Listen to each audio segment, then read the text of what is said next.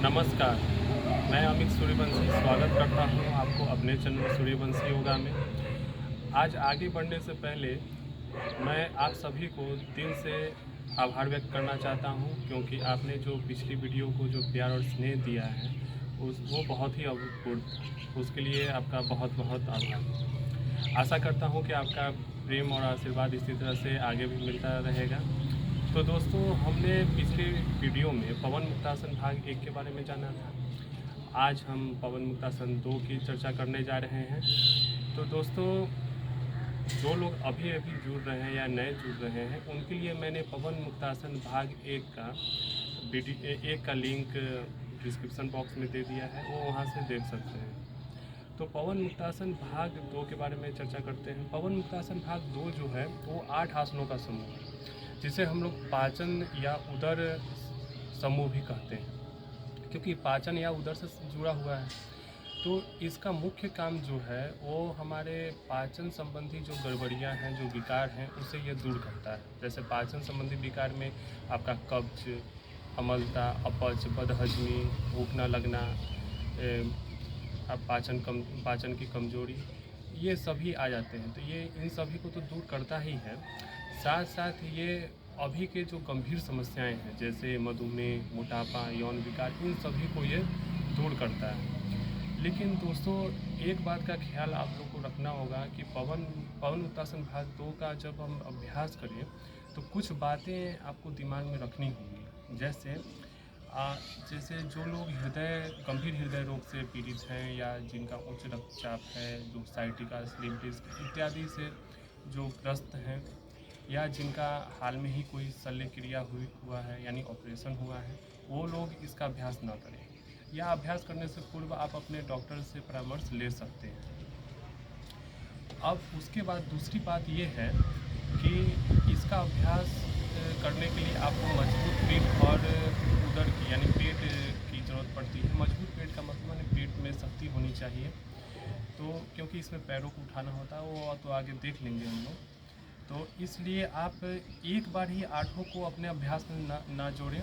जैसे आप पवन मुक्तासन भाग 1 के अभ्यास कर रहे हैं, तो आप दो करके इसके अभ्यास को अपने पूर्व के अभ्यास के साथ मिलाएं और धीरे धीरे आगे बढ़ें। एक बार 8 अभ्यास को ना जोड़ें। तो अब बिना देरी किए हुए आगे बढ़ते हैं। तो दोस्तों, सबसे पहले पवन मुक्तासन भाग का जो भी अभ्यास है वो हमें लेट के करना है, पीठ के बल लेट के करना है। तो सबसे पहले हम लोग पीठ के बल लेट जाएंगे।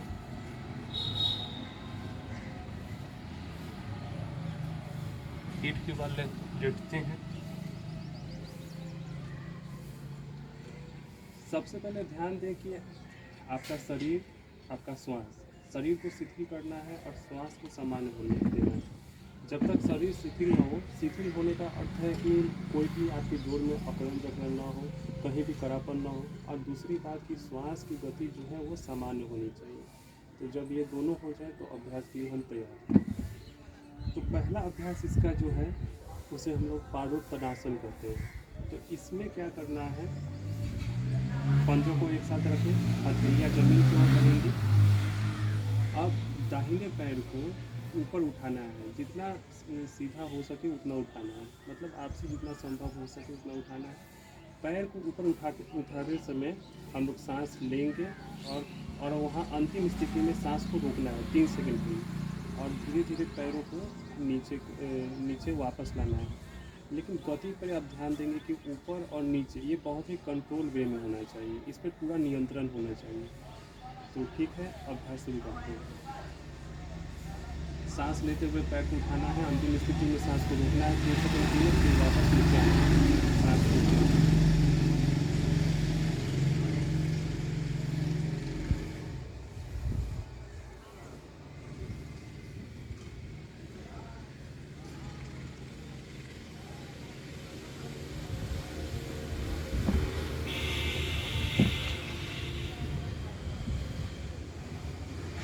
दूसरे पैर के साथ भी यही क्रिया को हम दोहराते हैं।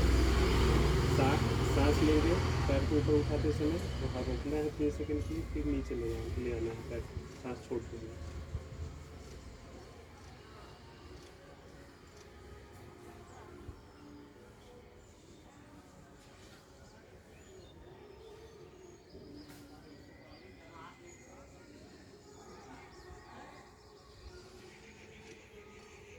ये हो गया।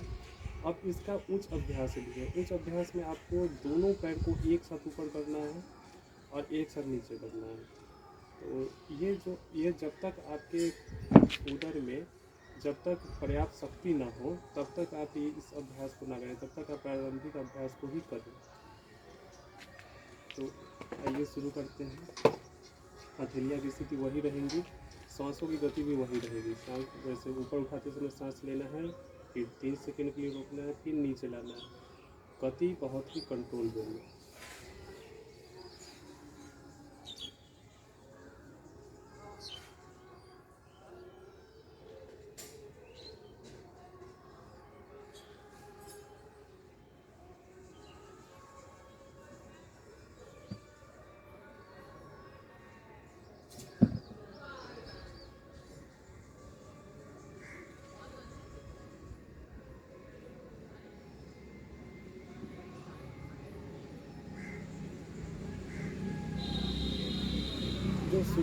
जो नए नए अभ्यासी हैं उन्हें कुछ कठिनाई हो सकती है, तो वो क्या कर सकते हैं, अपनी दोनों हथेलियों को अपने नितंब के नीचे रख सकते हैं। इससे क्या होगा कि आपका जो मोशन होगा वो कंट्रोल हो जाएगा, उसमें आपको ज़्यादा शक्ति का लगाने का जरूरत नहीं होगा। जैसे देख सकते हैं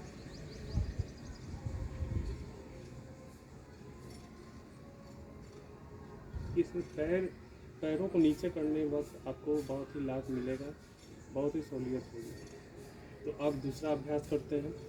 दूसरे अभ्यास का नाम है पाद चक्रासन। इसमें क्या करना है, एक पैर को दाहिने पैर से शुरुआत करते हैं, दाहिने पैर को थोड़ा उठाएंगे ज़मीन से। अब इससे ब्रिज बनाना है, 10 बार क्लॉकवाइज, 10 बार एंटी क्लॉकवाइज। तो इसमें घबराने का ज़रूरत नहीं है। बचपन में जब गणित में हम लोग हाथ से ब्रिज बनाते थे, उस समय शुरुआत में ब्रिज नहीं बन पाता था। इसमें तो पैर से ब्रिज बनाना है, इसलिए घबराए नहीं। धीरे धीरे के अभ्यास के बाद ब्रिज बनने लगे। तो पैर को उठाते हैं। अब पैर ऊपर ले जाने वक्त सांस को लेना है और नीचे ले जाने वक्त सांस को छोड़ना है। तो 10 बार ब्रीथ बनाना है क्लॉकवाइज, फिर एंटी क्लॉकवाइज।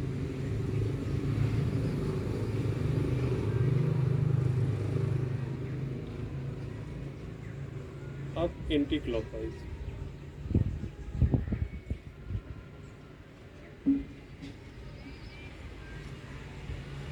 दूसरे पैर के साथ भी वही करना है, वही क्रिया। सांसों की गति वही रहेगी। ऊपर ले जाने वक्त सांस लेना है, नीचे ले जाने वक्त सांस छोड़ना है।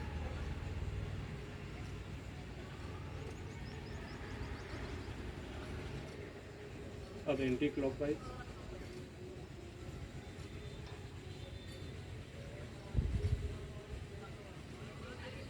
अब इसका भी उच्च अभ्यास है।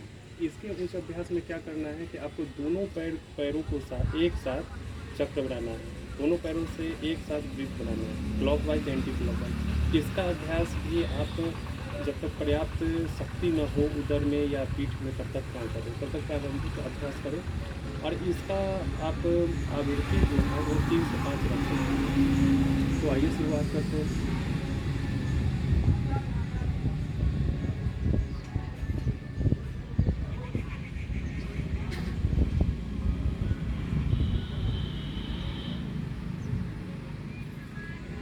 अब एंटी क्लॉकवाइज।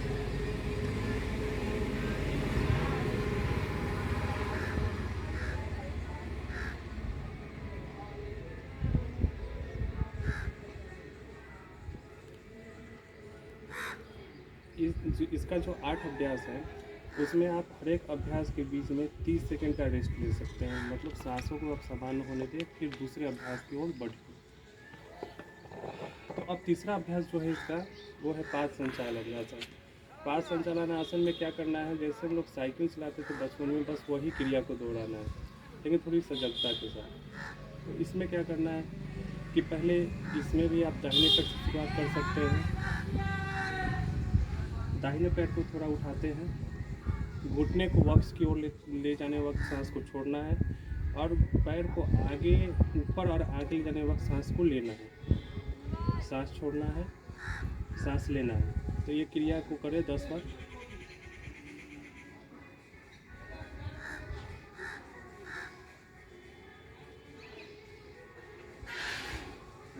दूसरे पैर के साथ भी सांस छोड़ना है, सांस लेना है, सांस छोड़ना है, सांस लेना है।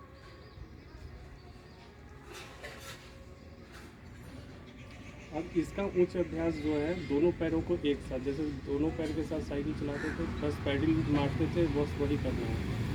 तो पैरों को मोड़ लिया। अब एक पैर को उठाएं, दाहिने पैर को, और शुरुआत करें दोनों पैरों के साथ एक साथ।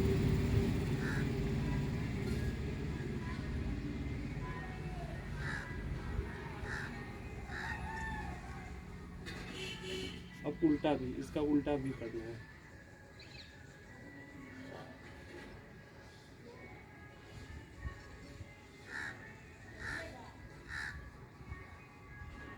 इसका आवृत्ति भी 10 रहेगा, 10 बार आप इसको दोहरा सकते हैं।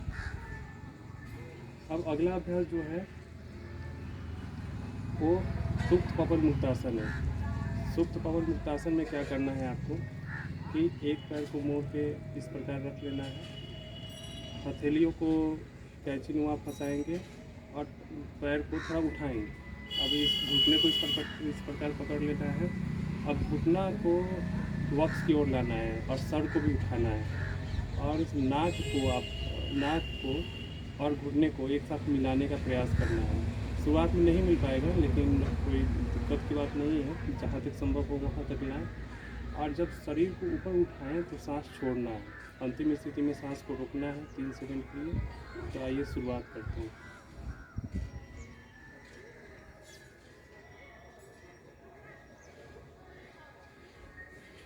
सांस लेते हुए पुनः प्रारंभिक स्थिति में, फिर सांस छोड़ते हुए, सांस लेते हुए,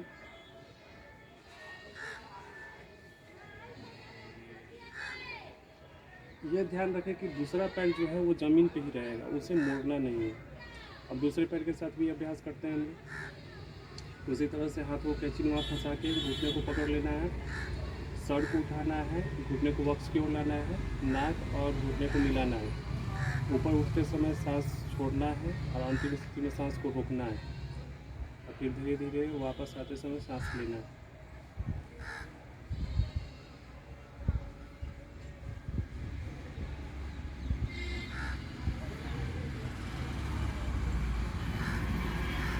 इसका भी अभ्यास आप दोनों पैरों के साथ एक साथ कर सकते हैं। उसमें क्या करना है, दोनों पैरों को मोड़ के इस प्रकार रखें, हथेलियों को कैंची में फंसाएंगे और इस तरह से घुटने को पकड़ लें।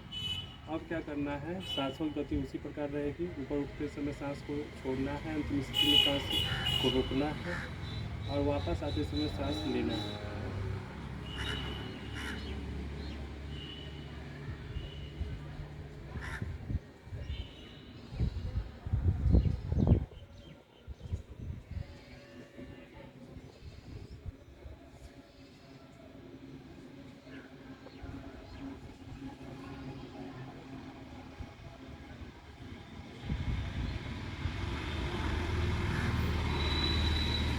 अब अगले अभ्यास की ओर बढ़ते हैं हम लोग। और अगला अभ्यास जो है वो लुढ़कना और झूलना है।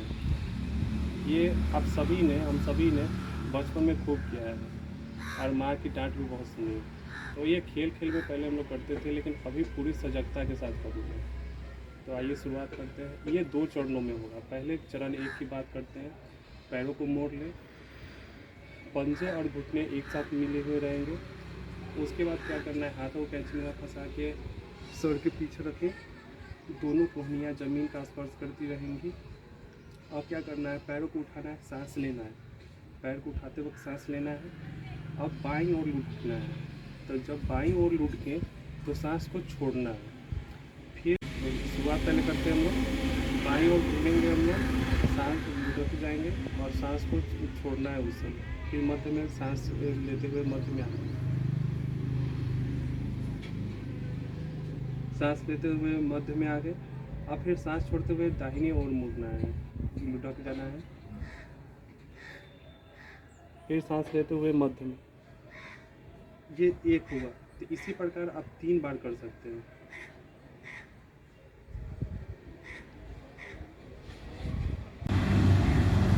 अब इसके इसका दूसरा चरण है। दूसरा चरण में क्या करना है आपको, हाथों को इस प्रकार फंसा के पीछे रख लें, जिस प्रकार चरण 1 में रखे थे, 1 में रखे थे। अब आगे पीछे करना है, यही झूलना है। तो इसमें क्या करना है, पैर को उठाए, सांस लें।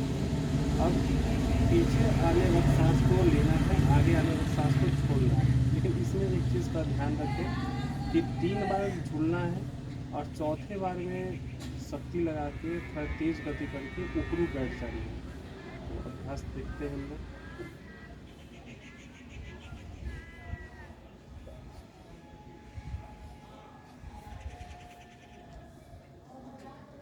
इस पर चौथे बार में तेज गति से ऊपरी बैठ जाना है।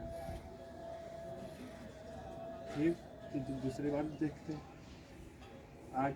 आगे आने वक्त सांस को लेना है, पीछे आने वक्त सांस को लेना है, आगे आने वक्त सांस को छोड़ना है।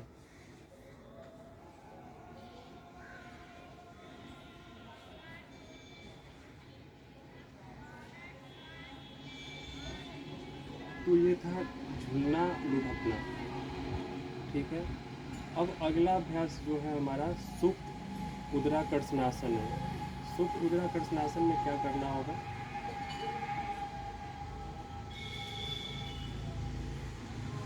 हाथों के चिन्ह फंसाएं, सिर के पीछे रखें, दोनों घुटनों को मोड़ें, पंजे और घुटने एक साथ मिले रहेंगे। अब उसके बाद क्या करना है, पैर को उठाना है, सांस लेना है। अब कमर से मोड़ते हुए घुटने को, दोनों घुटने को बाईं ओर ले जाना है। तो बाईं ओर ले जाएंगे तो सांस को छोड़ेंगे और सर जो आपका रहेगा उसके विपरीत दिशा में, यानी दाहिनी ओर रहेगा और सीधा दाहिनी ओर हम लोग को देखना है। शुरुआत करते हैं, सांस छोड़ते हुए बाईं ओर घूमना है, घुटने एक दूसरे के ऊपर रहेंगे, सर दाहिनी ओर रहेगा। अंतिम स्थिति में सांसों को रोकना है। फिर सांस लेते हुए मध्य में पैरों को लाएंगे, फिर दूसरी तरफ से दोहराएंगे। अब घुटनों को दाहिनी ओर घुमाना है, सांस छोड़ते हुए अंतिम स्थिति में सांसों को रोकना है। सर जो रहेगा उसके विपरीत दिशा में, यानी बाईं ओर सर को घुमाना है। तो शुरुआत करते हैं, सांस छोड़ते हुए,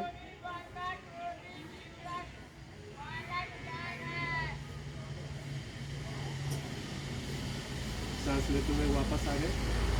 अब यही जो चीज़ है वो आपको 3 बार दोहराना है। 3 से 5 बार आप दोहरा सकते हैं। एक बार और देख लेते हैं। सांस छोड़ते हुए बाईं ओर घुटने को, अंतिम स्थिति में सांस रोकना है। सर जो रहेगा सीधा दाहिनी ओर देखेगा, घुटना एक दूसरे के ऊपर, दोनों पेहनियाँ जो है ज़मीन का स्पर्श करती रहेंगी। अब सांस लेते हुए पैरों को मध्य में लाएंगे, फिर पैरों को दाहिनी ओर झुकाएंगे। सांस छोड़ते हुए सर बाईं ओर रहेगा।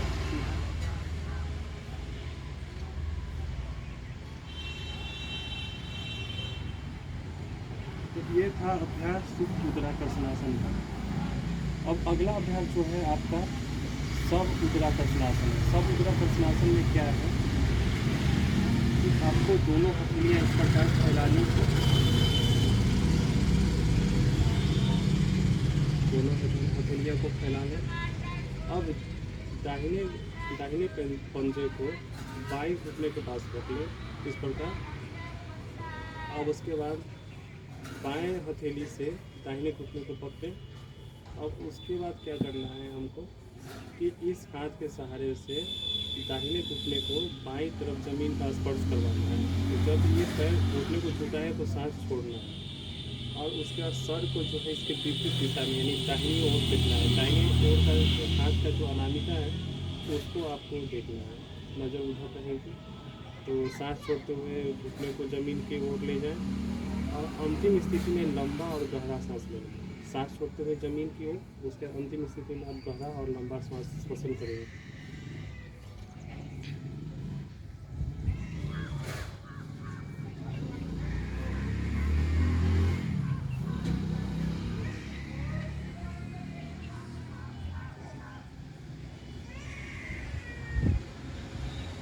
सांस लेते हुए वापस है। अब यही क्रिया दूसरे पैर के साथ। बाएं पंजे को दाहिने घुटना के पास रखेंगे, दाहिने हथेली से बाएं घुटने को पकड़ेंगे। अब इस घुटने को, बाएं घुटने को दाहिनी ओर झुकाना है सांस छोड़ते हुए, और सर को बाएं हाथ के अनामिका उंगली पर केंद्रित करना है। अंतिम स्थिति में लंबा और गहरा श्वसन करेंगे। तो आइए शुरुआत करते हैं। और एड़ी और घुटना दोनों को एक साथ रखना है, दोनों अलग अलग नहीं रहेंगे।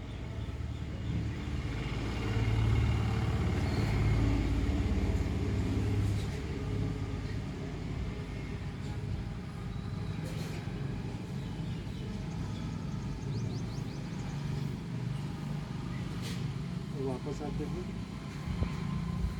सांस लेते हुए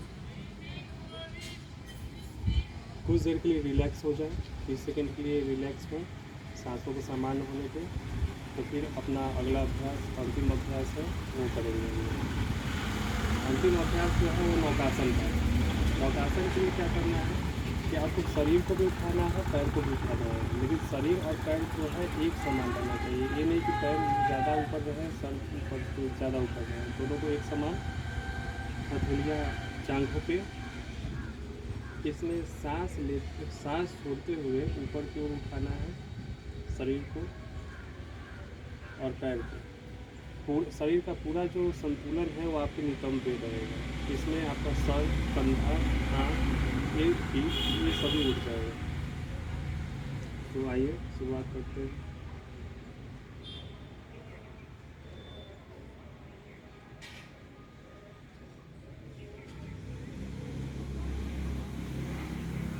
सांस लेते हुए वापस आ जाए। इसका भी आप आवृत्ति 3 बार कर सकते हैं।